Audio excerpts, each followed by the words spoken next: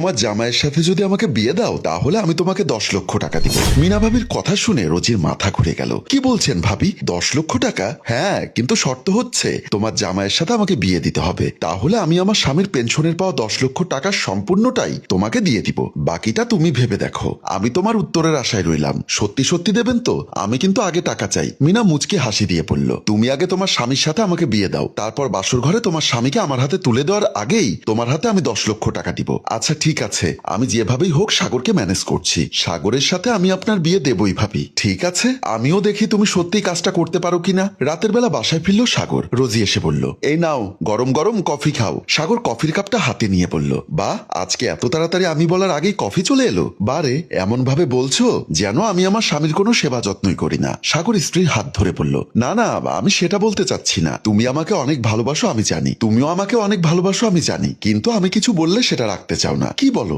আমি আবার তোমার কোন কথা রাখি না? আচ্ছা বলো তোমার কি কথা? তোমাকে মিনা ভাবিকে বিয়ে করতে হবে। সাগর এই কথাটার জন্য মোটেও প্রস্তুত ছিল না। সে কফির কাপটা রেখে বলল, তুমি কি পাগল হয়ে গেছো নাকি আমার সাথে মজা করছো? আমি মোটেও মজা করছি না। তোমাকে মিনা ভাবিকে বিয়ে করতেই হবে। রোজি, তুমি আমার স্ত্রী, আর তুমি আমাকে বলছো মিনা ভাবিকে বিয়ে করতে, মানে আমার বিধবা ভাবিকে বিয়ে করতে? হ্যাঁ, তাতে কি সমস্যা? ছেলেদের তো এমনিতেও 4টা পর্যন্ত বিয়ে জায়েজ। তোমার স্ত্রী হিসাবে আমার যেহেতু সমস্যা নেই, তুমি বিয়ে করতেই পারো, কিন্তু আমার সমস্যা আছে। প্রথমত আমি আমার সেকেন্ড ইয়ার অনেক সুখে আছি। দ্বিতীয়ত আমি আমার ভাবিকে কখনোই বিয়ে করতে পারবো না, কারণ আমি তাকে শ্রদ্ধা করি। ভাইয়া মারা গেছে মাত্র 6 মাস হলো, এর মধ্যে তোমার মাথায় এমন একটা বুদ্ধি কেন আসলো সেটা আমি বুঝতে পারছি না। শুধু এতটুকুই বলবো, এটা কখনোই সম্ভব না। বলে সাগর রাগের মাথায় বেরিয়ে গেল। পরদিন সকালে টেবিলে নাস্তা দিচ্ছিল মিনা। এমন সময় সাগর এসে বসলে তাকে নাস্তা দিল সে। ভাবি, তোমার কোনো সমস্যা হচ্ছে না তো? না না, আমার কি সমস্যা হবে ভাই? তুমি যেভাবে আমার খেয়াল রাখো, যে কোনো কিছু দরকার হলে আগে থেকেই নিয়ে এসো, আমার কোনো সমস্যা হচ্ছে না। ভাইয়া নেই, সেই দুঃখটা আমি নিজেও এখনো পুরোপুরি ভুলতে পারিনি, তাই তোমার মনের অবস্থা আমি বুঝি, তাই যতটুকু পারি তোমাকে ভালো রাখার চেষ্টা করি। রোজি এসে বলল,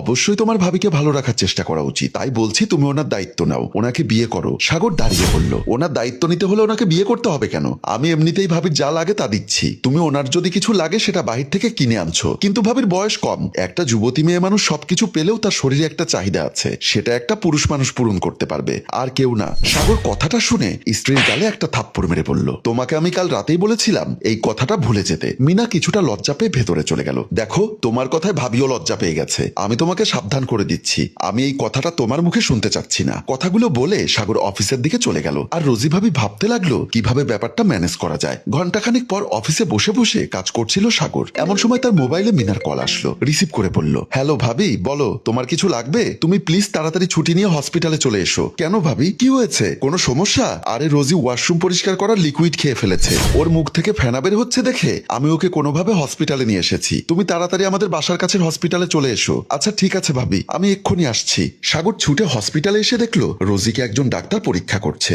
এখন উনি বিপদমুক্ত, আর কোনো সমস্যা নেই। আপনারা ওনার সাথে কথা বলতে পারেন, তবে কম কথা বলবেন। ডাক্তার চলে গেল। তোমার কি মাথা খারাপ হয়ে গেছে? তুমি এসব কেন করছো? তোমার কিসের অভাব রেখেছি আমি, বলো? তুমি আমার একটা কথা রাখছো না কেন? আমি এমন কি বা চেয়েছি তোমার কাছে? শুধু বলেছি তুমি মিনা ভাবিকে বিয়ে করো। মিনা তাদের কথায় বেশ ইতস্ত বোধ করছে। সাগর বলল, তুমি এটা ছাড়া আর যা খুশি বলো, আমি অবশ্যই তোমার সব কথা শুনবো, কিন্তু প্লিজ এটা আর বলবে না। এবার আমি বিষ খাবো। তুমি যদি মিনা ভাবিকে কালকে বিয়ে না করো, তাহলে কিন্তু আমি সত্যি বলছি আমি বিষ খাবো, আমি নিজেকে শেষ করে ফেলবো। স্ত্রীর মুখে এমন কথা শুনে সাগর কি করবে কিছুই বুঝতে পারছে না। কথা দাও আমাকে, তুমি কালকেই বিয়ে করবে। কি হলো, কথা দাও। সাগর বাধ্য হয়ে মাথা নেড়ে হাসুচোক উত্তর দিল। পরদিন বিয়ের আসরে বসে আছে সাগর। তার বড় ভাইয়ের বিধবা স্ত্রী মিনাকে সে প্রচন্ড শ্রদ্ধা করে, কিন্তু তাকে এভাবে বিয়ে করতে হবে সেটা সে কল্পনাও করেনি। তাই সাগরের চোখের কোণে হালকা জল জমে এলো। আর তার পাশে মিনা বসে আছে নববধূ রূপে। রোজি আজ তাকে নিজের হাতে সাজিয়েছে, নিজে দাঁড়িয়ে থেকে বিয়ে দেবে বলে। এমন সময় কাজী সাহেব এসে বলল, সাগর ভাই আপনি?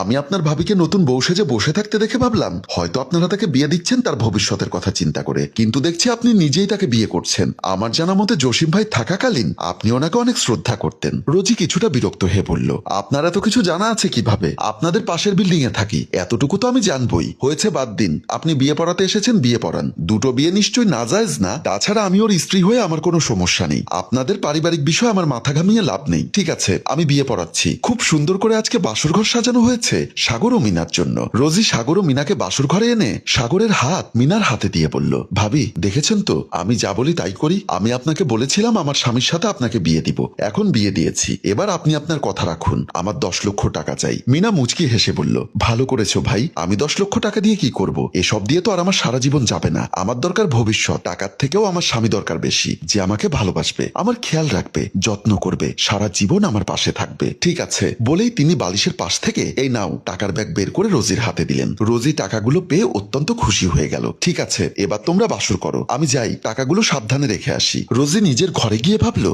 10 লক্ষ টাকা পেয়েছি, এবারে টাকা দিয়ে আমার সব শখ পূরণ করব, যেটা ইচ্ছা সেটা কিনবো, যা ইচ্ছা তাই খাবো, একটা বিয়েতেই বড় লোক হয়ে গেলাম। বা তারপর টাকাগুলো যত্ন করে আলমারিতে রেখে দিল। বিছানায় শুয়ে আবার মনে মনে ভাবলো এবার একটা শান্তির ঘুম দিব, কালকে থেকে বড়লোক জীবন শুরু। ঠিক তখনই পাশের ঘর থেকে শব্দ আসতে লাগলো।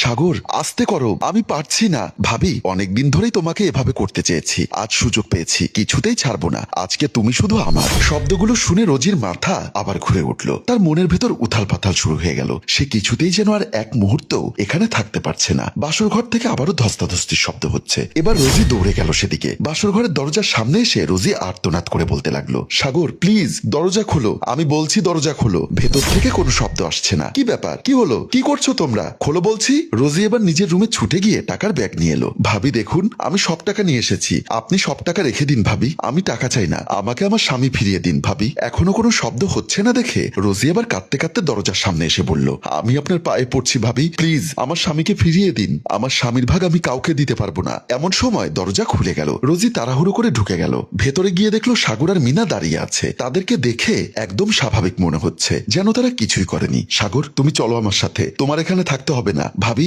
এই নিন সব টাকা, আমি আমার স্বামীকে নিয়ে যাচ্ছি। দাঁড়াও, এখনো আমার স্বামী, আমরা বিয়ে করেছি, তুমি টাকা পেয়ে গেছো, এখন এই কথা কেন? রোজি মিনা ভাবির পা ধরে বলল, ভাবি আমি ক্ষমা চাচ্ছি, আমার ভুল হয়ে গেছে, আমাকে প্লিজ এমন করবেন না। মিনা এবার রোজিকে দাঁড় করিয়ে বলল, তোমার স্বামীর সাথে আমি কিছুই করিনি, আর আমিও ভাবিকে বিয়ে করিনি। রোজি অবাক হয়ে বলল, কিন্তু আজকে যে তোমাদের বিয়ে হলো? সাগর বলল, শোনো তাহলে, হসপিটালে তোমাকে কথা দিয়ে ঘরে এসে যখন আমি মনমরা হয়ে বসেছিলাম, তখন ভাবি আমার কাছে এসে বলল, তোমাকে কিছু কথা বলার আছে। ভাবি তুমি রোজির কথায় কিছু মনে করো না, ও কি বলতে কি বলে ফেলেছে নিজেই জানে না। মিনা বলল, আসলে সত্য কথাটা আমি তোমাকে বলছি, ওকে বিয়ের কথা আমিই বলেছি। কি বলছো ভাবি, তুমি আমাকে বিয়ে করার কথা বলেছো?